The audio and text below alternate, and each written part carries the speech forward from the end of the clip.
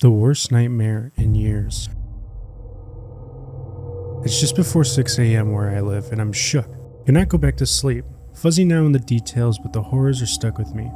I'm on a plane with my dad, a stranger, and her young daughter, maybe about 4. Outside, the world is colored like an 80s vaporwave video, with jagged mountains and swirling fog.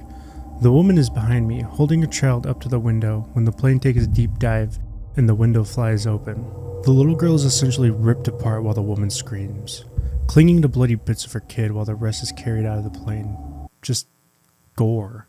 Fast forward a little bit of anxious flying around, women wailing in the background, and we manage to land. We're in my parents' house. The woman and pilot have left somehow. It's fuzzy.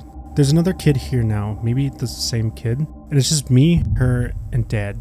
Dad is in good spirits. He tells me that he's moving out of the house, implying that he and my mother are divorcing. This initially surprises me, but in my dream state, I kind of just rolled with it.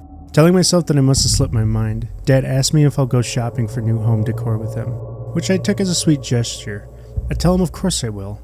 He has to go to his car for something, and he's still joking about his terrible decorating skills as he swings open the front door. Intense panic when I see 2 armed men standing right outside. They immediately raise their guns and point at Dad and I.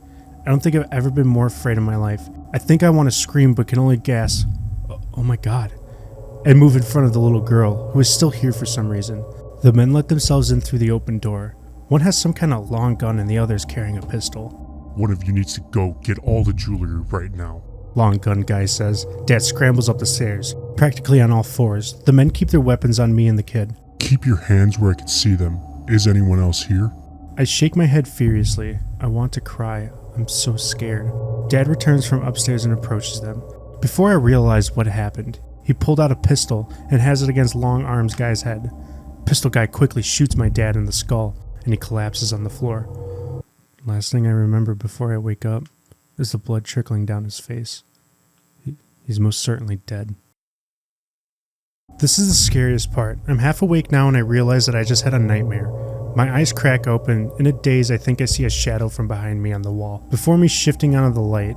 At the same time, I hear the unmistakable sound of a sliding glass door closing. Panic again. There's someone in my house, and it takes a moment for me to realize where I am, and that I don't have a sliding glass door here.